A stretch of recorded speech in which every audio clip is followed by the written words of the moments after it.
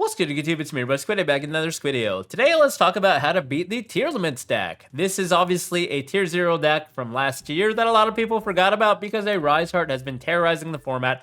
But now that he's gone, finally, Tearlaments are again at the Tier 1 status, at the very minimum. So, without further ado, I want to talk to you guys a little bit how to beat this deck now that they've gotten a bunch of new toys as well. Starting at the top, Ash Blossom and Joyous Spring. There are a lot of things that you can actually Ash Blossom in this deck. There are things ranging from Foolish Burial to Foolish Burial Goods to Suliek. Basically, everything seems to add in this deck, but for good reason, there are only a couple cards that we should be ashing. Now, if you're one of the people that are actually agreeing with ashing Pearl Rhino, in my opinion, this is not the best move, especially when they don't have access to Sharon yet. I would rather hold the ash for the Sharon. This is one of the cards that's a guaranteed extender in this deck. Even though it's at one copy, some way, shape, or form, they are going to be able to add this to their hand. Even if you stop the Pearl Rhino, they still have ways to mill the Suliek to easily have access to the Sharon. And once Sharon comes out, it's kind of double duty. It gets a body on board that can become a fusion in the graveyard, and it also allows them to mill multiple cards and send a card from their hand to the graveyard, which can include the millers. So it's never a good thing, in my opinion, to use it on the field spell. I would rather wait until the Sharon. Alternatively, if they're starting off with like Foolish Burial for like an Yugioh or a Kelbeck, these are definitely cards that we want to ash as well. Anything that allows them to get intrinsic advantage, so more than one card off of the chance of milling, we want to ash those by all means possible. Now, you probably don't really want to ash the Tearlaments Cash Tier effect on the field, just because if it's their first action, they might still have access to the Sharon. So generally, I would rather hold the ash for either Sharon or because Tearlaments Cash Tier is a random chance in milling 3. And then if they happen to actually mill either Yugioh or Kelbeck, we can easily ash that, right? Hoping that they don't mill multiple things that they can chain block, but that would be a lower chance. So that's what I think Ash should be used on. Now, there are also a couple of other things that Ash can be used on.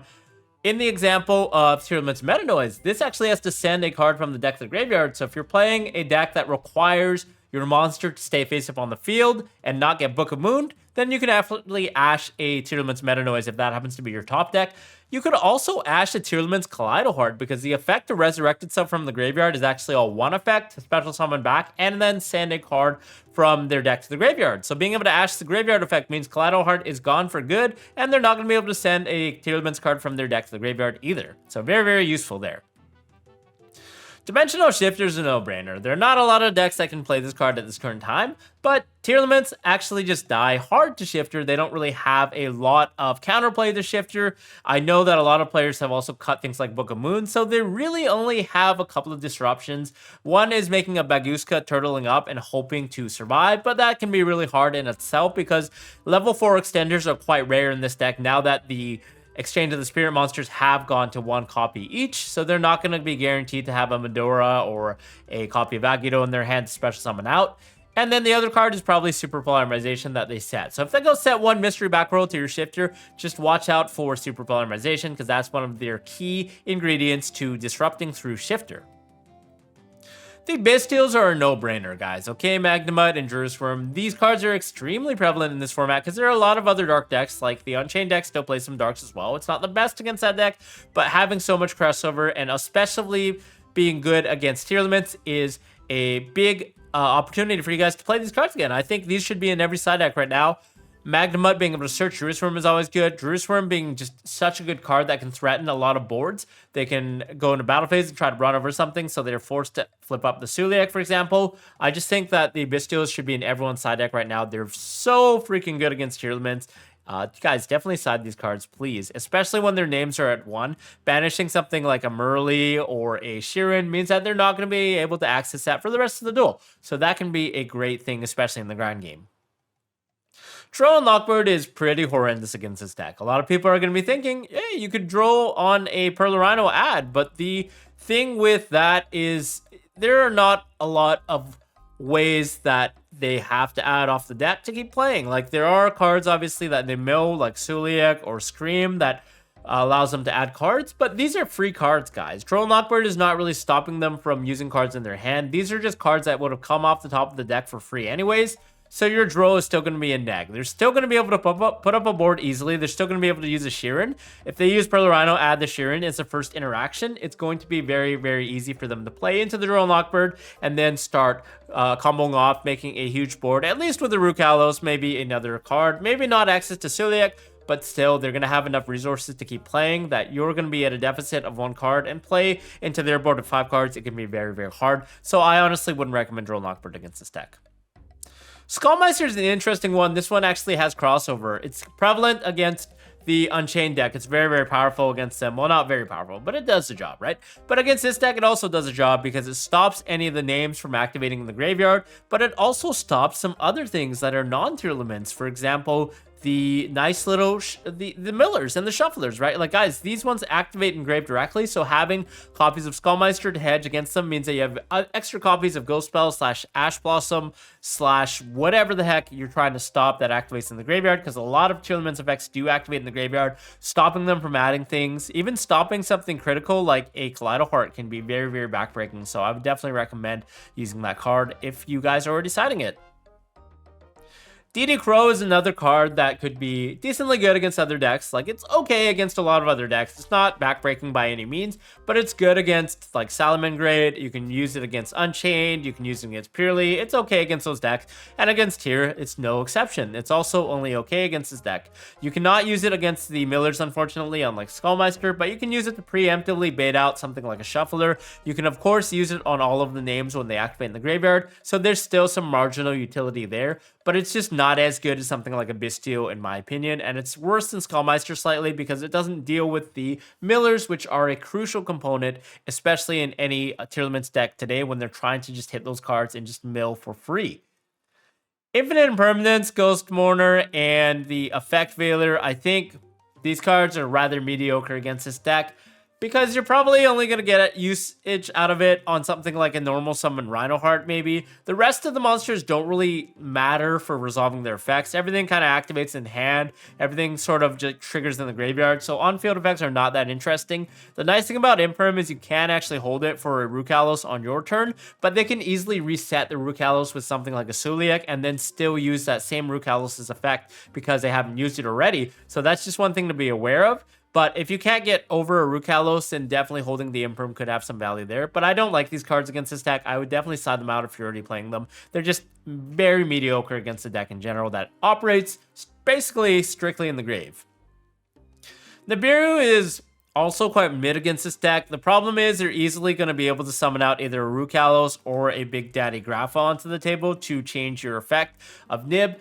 And a lot of times when you are nibbing on the 5th summon, it doesn't really matter. If they already have something like a Sheeran on the table just chilling there, they're still going to be able to use the effect to fuse. So Nib doesn't get a lot of value. And then if they have the field spell, they can just pop the Nibiru on the table. So it's like we leave them with a token as well. So I don't really like this card on its own. However, when you combine it with other cards like the Bystials or with Skullmeister or with whatever else you have, Nibiru becomes a lot better because you can use Nibiru to kind of clean that board and then use whatever other hand trap you have to pick off the remnants that they're trying to trigger in the graveyard or whatever they're trying to mount onto the board after the Nibiru is resolved. So that's why I think this card is okay against this deck, but definitely not on its own. You definitely have to pair it with other cards. Cosmic Cyclone is an extremely powerful card against this deck because going first, you can snipe the Pearl Rhino very easily and prevent them from adding and also popping. And going second, it's very useful for sniping things like the Meta Noise or the Celiac, or better yet, if they search the Crime, it's just a 1-for-1 trade-off with the Crime. So I really, really like Cosmic Cyclone, especially being able to deal with Celiac. A lot of times the Celiac is really annoying because not only negates your monster effect, but then they're able to send something like a Kaleido Heart to the graveyard and trigger that Kaleido Heart to put up another disruption. So that's why Cosmic Cyclone is like a clean answer against that specifically. Even a Harpie's Feather Duster going second, I don't mind because it does get rid of the Celiac no matter what. The Celiac can be very, very annoying for different decks because it does put up more than one disruption when they do have something like a Kaleido Heart on the table. So just getting rid of it doesn't matter if they search, but we're getting rid of the Celiac, we're getting potentially rid of the Meta Noise, and also rid of the Pearl Rhino all in one swing. I think that's a lot of value, even if we're negging in terms of card advantage. It's pushing us to win the game because we're getting rid of the problem cards that would have stopped us on that turn. I actually don't really think Evenly Matched is that great against this deck because they obviously have a lot of their monsters tucked away behind some weird body, like for example a Redoer, where they can just go chain the effect to your Evenly Matched will resolve. They're gonna keep their one Rukalos or whatever the heck they have on the table, and then use the effect of the Sheeran that was attached to Redoer in the graveyard to fuse another copy of a Disruption like a Dragostapelia. So that's why I don't really like that. On top of that, if they do have the ability to fuse into using a King of the Swamp, they can fuse into the Grapha. They could just do that in the battle phase, and then Grapha just turns off the Evenly Matched. So this is another reason why it's not very good. And on top of that, they typically side in Tearlaments Crime going first anyways, so they have that Omni Negate. So they have the Tearlaments Crime plus Grapha, and it's like you're skipping your battle phase for free, and it's just not very good. So I definitely don't like Evenly Matched. I would much rather play cards like Cosmic Cyclone that actually get the value in the main phase, and then from there we're able to take advantage of our battle phase as well, because that's a very, very powerful thing in the modern state of Yu-Gi-Oh! And then the last card, I think, going first, Dimensional Barrier is a very, very clean card against this deck. It's not the best card. It's not going to pass their turn, but you're turning off their majority of power plays, right, guys? The main power plays of Tearlaments are, of course, the Tearlaments names in the graveyard to go into their fusions, like Kaleido Heart or whatever the heck they're trying to make to break past your board. So when you have NIBIRU calling fusions, that's fine, because their only other play are generally a very weak link play. Like, they maybe play Dark as their only link. The extra deck space is very tight in this deck, so they probably play like a Dark and a Sprint, or maybe like a Cross Sheep. So we're already excluding links from being threatening against us, right? But the only thing that they can also do is the XYZ. So they can typically go into Redoer and then try and make Zeus. That's probably their play. Or make Redoer and try and fuse on our turn on the consecutive turn.